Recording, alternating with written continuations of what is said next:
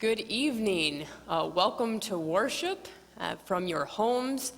I'm here at Grace English Lutheran Church, and we're welcoming all the people from Grace and also from First joining us online this evening, as well as anyone else who might be tuning in. We're still going to have our Holden evening prayer service, so we're going to try to continue this throughout Lent and hope that you will be able to join us online so that we can continue to worship together even when we can't be physically together. A reminder that offering is not going to be taken within the service, but it's still an important part of our ministry together. And so if you would still be giving offering, if you were here with us in person, we encourage you to remember that you can mail offerings into the church office. And at Grace, you can also do that online by going to the website. If you're from First Lutheran, if you look in the letter that went out to the congregation, you'll see ways that you can give online through a mobile app called Give Plus. But we will, again, start our service this evening using Holden evening prayer, and we pray that this will be a time of reflection for us all as we come together in prayer before God. Jesus Christ, you are the light of the world. The light no darkness can overcome.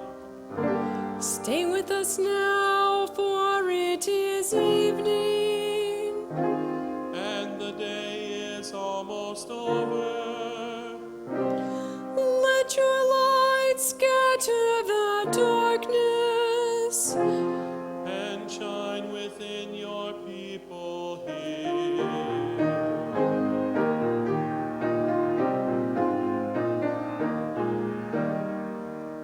This light of heavenly glory, loving glow of God's own face, you who sing creation's story, shine on every land and race. Now as evening falls around us, we shall raise our songs to you. God of daybreak, God of shadows, come and light our hearts anew. In the stars that grace the darkness, in the blazing sun of dawn, in the light of peace and wisdom, we can hear your quiet song. Love that fills the night with wonder, love that warms the weary soul, love that bursts all chains asunder, set us free and make us whole. You made the heavens splendor, every dancing star of night. Make us shine with gentle justice, let us each reflect your light. Mighty God of all creation, gentle cries to lights our way. Loving Spirit of salvation, lead us on to endless day. May God be with you all. And also with you. Let us sing our thanks to God. It is right to give God thanks and praise. Blessed are you, Creator of the universe. From old you have led your people by night and day. May the light of your Christ make our darkness bright. For your word and your presence are the light of our pathways, and you are the light and life of all creation. Amen.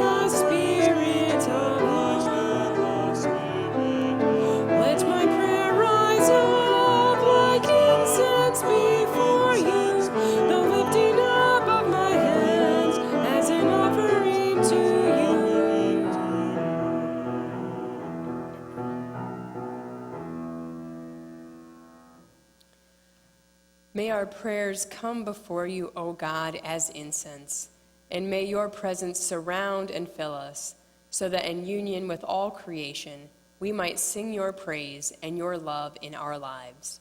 Amen.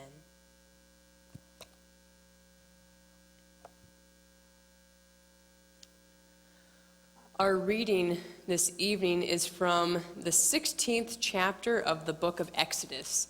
We'll be reading verses 1 through 6 and 13 through 30.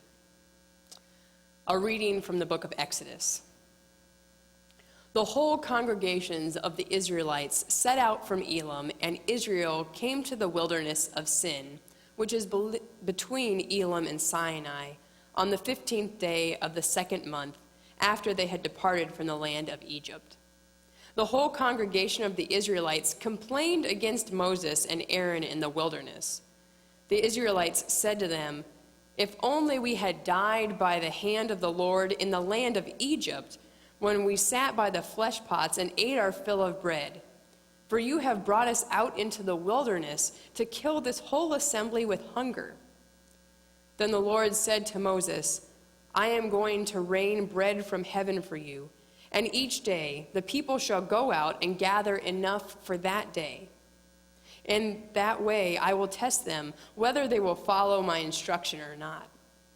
On the sixth day, when they prepare what they bring in, it will be twice as much as they gather on other days." So Moses and Aaron said to the Israelites, "In the evening you shall know that it was the Lord who brought you out of the land of Egypt, who gave these things." In the evening, quails came up and covered the camp, and in the morning there was a layer of dew around the camp. When the layer of dew lifted, there on the surface of the wilderness was a fine, flaky substance, as fine as frost on the ground. When the Israelites saw it, they said to one another, "What is it?" For they did not know what it was. Moses said to them, "It is the bread that the Lord has given you to eat. This is what the Lord has commanded. Gather as much of it as each of you needs, an omer to a person according to the number of persons, all providing for those in their own tents." The Israelites did so, some gathering more, some less. But when they measured it with an omer, those who gathered much had nothing over, and those who gathered little had no shortage. They gathered as much as each of them needed. And Moses said to them, "Let no one leave any of it over until morning." But they did not listen to Moses. Some left part of it until morning, and it bred worms and became foul. And Moses was angry with them. Morning by morning they gathered it as much as each needed, but when the sun grew hot, it melted. On the sixth day they gathered twice as much food, 2 omers apiece. When all the leaders of the congregation came and told Moses, he said to them, "This is what the Lord commanded. Tomorrow is a day of solemn rest, a holy Sabbath to the Lord. Bake what you want to bake and boil what you want to boil, and all that is left over put aside to be kept until morning." So they put it aside until morning as Moses commanded them, and it did not become foul, and there were no worms in it. Moses said, "Eat it today, for today is a Sabbath to the Lord.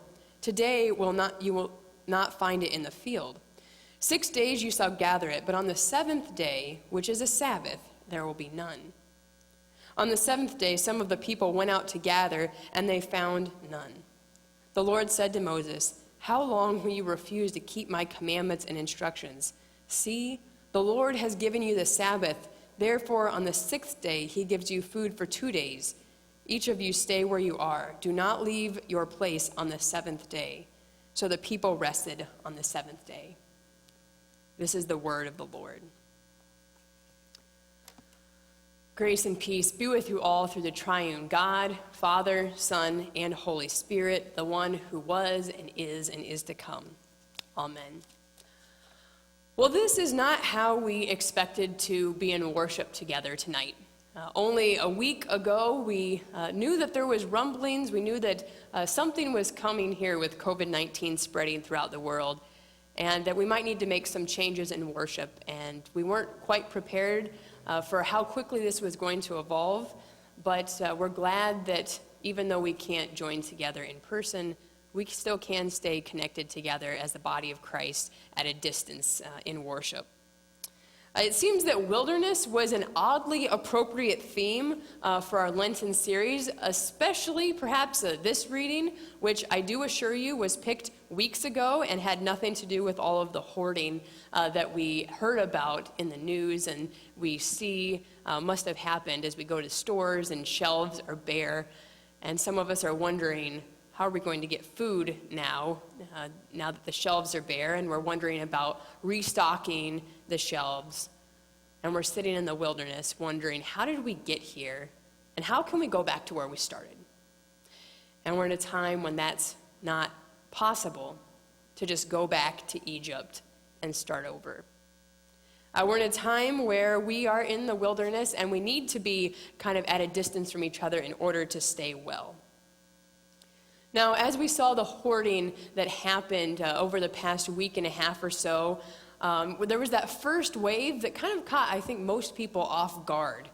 We weren't really prepared to see those shelves empty at the grocery store. And so for many of us who weren't running out to hoard things and to stock up more than we would ever need, there's a little bit of a sense that perhaps we should have at least stocked up, even if we didn't hoard. In our reading today from Exodus, we hear about the Israelites longing for food and wondering where it will come from. And God provides food in the form of manna, something that they weren't expecting. And they get these really direct instructions that they should take as much as they need, no more, no less. But there's always that temptation to take more than you need.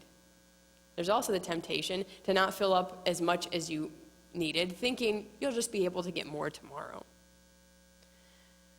It seems like that is something that's keenly tactile and easy to relate to in these days, where we're not quite sure what's on the horizon and we want to stock up. But it's not only wanting to stock up on toilet paper or on milk and eggs and bread and all of those things, which we definitely need. We also want to stock up on faith. We want to stock up on being able to trust that God will lead us forward through this wilderness too. We want to be able to carry all that we have and pack on more and more to make sure we can get to the next stop. As churches, we're trying to make sure that we continue to connect everyone together so that there's not a feeling of lacking, but there's also an acknowledgement that we do have more than enough. We have enough for us all to get to the next thing. We've seen some amazing ways that God has helped communities to provide for people. As soon as it was coming out that they were going to be closing schools, not only in our state but across the country, one of the first things that came up was the fact that for many children in this country, they depend on the food that they receive at schools. That is the way that they're ensured that they will be fed. And so there was concern, how will there be enough? And throughout the country and even here right in our communities, we've seen that people have heard those cries and have responded to God's call to make sure all are fed. And so we have school districts and volunteers and teachers making sure that kids are being able to still be fed, not with more than they need, but with enough. It's hard in days when we're used to having excess to realize what enough really feels like. When we're used to having excess, enough feels like not quite enough for safety. Now, as we do follow these things that God is leading us to do, to trust, to take care of others, even when it's at a distance, to remember that we're not the only ones who are wandering through the wilderness at the moment. It doesn't mean that we simply leave it up to God and ignore the rules, ignore the things that we're being told. People who have been given wisdom and understanding by scientists and doctors who are telling us that this is what we need in order to care for all of our sisters and brothers in Christ. to practice safe hygiene, to stay farther apart from each other, which is counterintuitive for us as Christians. But we can't say that as Christians, because we have faith, that we get to ignore the rules and get together when we shouldn't. And it doesn't mean that we should just be tough and pull ourselves up by our bootstraps, because this isn't one of those instances where going out and doing helps. It's where coming and staying put helps. And for Americans, we're not about that. We're all about going and doing. But now we're in this time where we need to follow the directions that we're given and not be like the Israelites who feel that we need to stockpile more for ourselves, because we need to understand that as we do that, we cut off all of those around us. We need to be in a mindset where we're in this for the long haul, to be aware to how God is leading us forward through this wilderness, not just in the next day or two or the next week, but to remember all of the times God has led us in the past. And even as we get through this current pandemic, all of the ways that God will continue to lead us in the future. We heard, again in our reading from Exodus, that God built in this day of rest. And even when the people wanted to go out and collect more, even though they could get double the amount on that 6th day, on the 7th day, they still went out and wanted to get more, and it wasn't there. Sometimes we want to rush to make sure that we can keep getting more and more for our own safety. And in these times, we're called to slow down, to realize the rest that we really do need, the rest that our world needs. I mean, it's a very interesting thing as we see countries across the world slowing down and halting production, how our earth is actually becoming slightly more healthy by stopping some of the things that are polluting our world the most. It reminds us how much we really need Sabbath rest, how much we as humans need to just rest. We go stir crazy when we sit down for just a moment wondering, how are we going to get through this without staying busy? When God built in rest into our days. So there is some good news in the midst of this very troubling and scary and anxiety-producing thing, where we aren't always sure what's next, where we aren't always sure how we're going to get our next meal. This time is going to bring about some new things. And of course, there's going to be new worries, new anxieties, wondering of how is my job going to continue, wondering, am I going to get sick or is one of my loved ones? But there's also some new things that will come, some new ways of being, some ways of making sure that we stay connected in ways we probably should have along the way, of making sure that we're all fed, both with food, but also with connection. We can't isolate ourselves because God has called us to be in community, to encourage each other, to remind each other that we're not in this wilderness journey alone.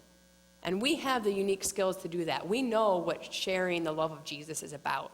We know how to care for others, even if we might need to be a little creative about how to do it right now.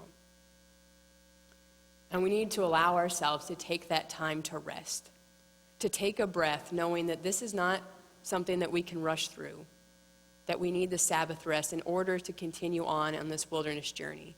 And God gives us that rest. Even rest to be able to get rid of the anxiety or the fear or the concern that you can't get to worship in person. In this way, we actually care for each other by taking that break. Sabbath rest in a new way is a way we can focus on things that we've overlooked or taken for granted all of this time.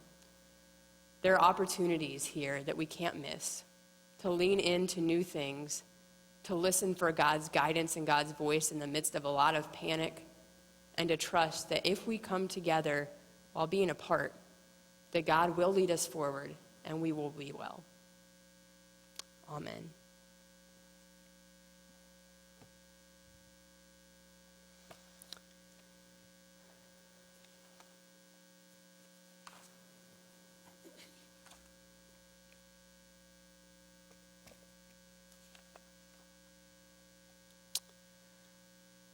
The light shines in the darkness, and the darkness has not overcome it. An angel went from God to a town called Nazareth, to a woman whose name was Mary. The angel said to her, "Rejoice, O highly favored, for God is with you.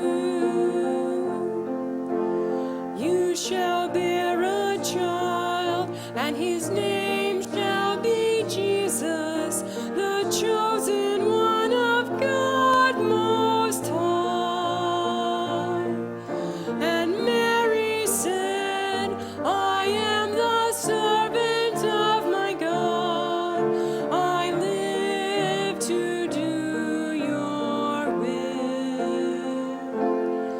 My soul proclaims your greatness, O God, and my spirit rejoices in you. You have looked with love on your servant here, and blessed me all my life through. Great and mighty are you, O Holy One.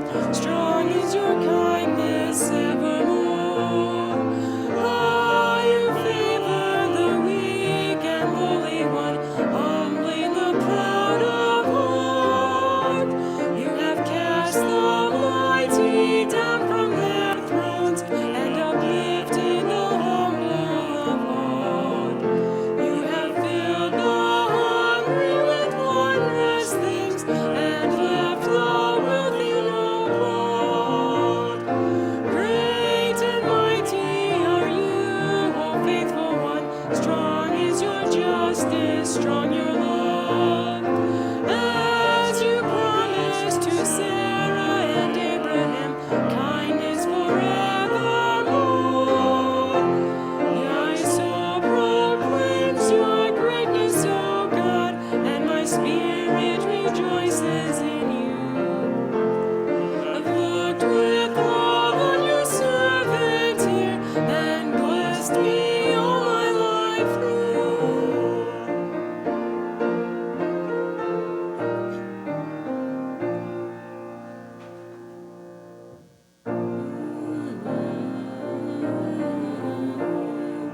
God of mercy, hold us in love. In peace we pray to you.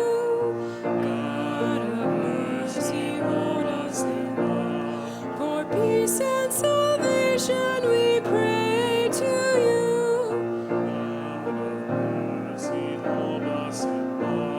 For peace between nations, for peace between peoples. For all who are gathered to worship and praise you. For all of your servants who live out your gospel. For all those who govern, that justice might guide them. For all those who labor in service to others. Grant weather that nourishes all of creation. Keep watch on our loved ones and keep us from danger.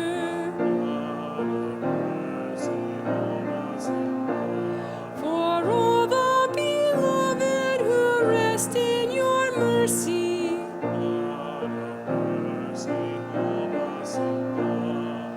Help us, comfort us all of our days.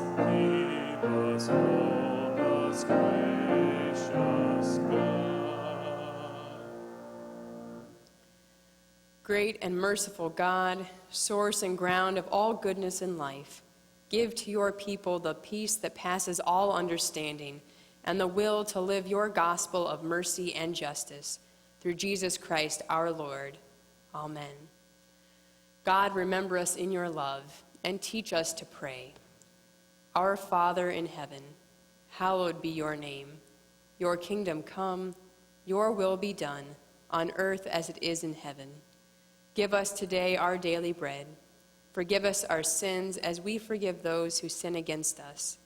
Save us from the time of trial and deliver us from evil. For the kingdom, the power, and the glory are yours, now and forever. Amen. Let us bless our God. Praise and thanks to you. May God, Creator, bless us and keep us. May Christ be ever light for your lives.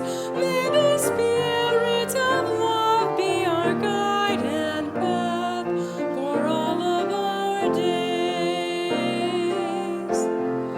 Amen.